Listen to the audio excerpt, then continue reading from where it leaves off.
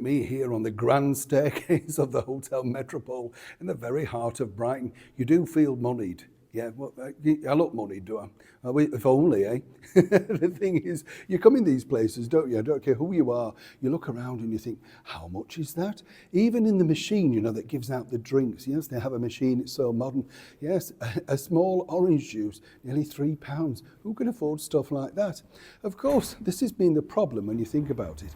Simply because when you look at also the situation in hand, and you look at, say, Meghan Markle and how, of course, the things that have evolved over the last few years regarding her, and really, well, what's gone on behind the scenes that once again is now all coming out. And sadly for Meghan, her personality once again is being thoroughly examined, but not necessarily in the best light. Let me explain. Morning, lovely to see you today, and as ever, thank you for your time. By the way, I'm glad you really enjoyed our recent story about the Hollywood legend and international icon, Vivien Leigh. What a beauty, what a star. Everybody remembers her, of course, in Gone with the Wind. And who would have known that she had such a close friendship with the former British Prime Minister? That's right, the Right Honourable Sir Winston Churchill. This is what I love about sharing this with our chums here on the channel. We get to learn things together, and then you get other opinions, and it's wonderful, because some of you have met Vivien Leigh or saw her in a production and you think, wow, wonder what that was like. But it's in your moment, isn't it? I guess it's like people who have seen Taylor Swift now. They'll consider that a moment in history. Will you, though? Well, Prince William did. Princess Charlotte did. Yes, even Prince George a little bit blushy afterwards after receiving a red lipstick kiss from Taylor herself. We'll park that there for now. One thing that Meghan would like to see parked is this ongoing media battle that basically rips apart her, shall we say, credentials. Now, as we know, Meghan likes a freebie. That's all been detailed so many different times. And it's all about when you are a celebrity, how you get things for free. You know, that's the bigger problem. You're given things for free in return for, of course, the publicity. Victoria Beckham is no different. She is a fashion designer, former pop star from the 1990s girl group, the Spice Girls. Who remembers Wannabe? Of course you do, girls. And the thing is, Victoria's moved forward now alongside her entrepreneurial husband, David Beckham, to become billionaires, you know, possibly far more rich than the Duke and Duchess of Sussex.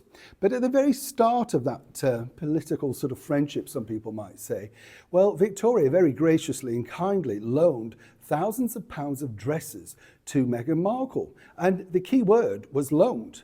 Now, what's interesting, and as many people know, I know the Beckhams very well, and it's interesting to see how they operate. Naturally, on a normal circumstance, you wouldn't have to return them. But because they were royals at the time, they have an option to either discreetly buy them or indeed simply return them without any publicity or indeed fanfare. I know this as 100% to be true, that sadly, those clothes were never actually returned. This is because apparently it got lost in translation, the move, everything got packed away from Frogmore Cottage, all of that sort of stuff.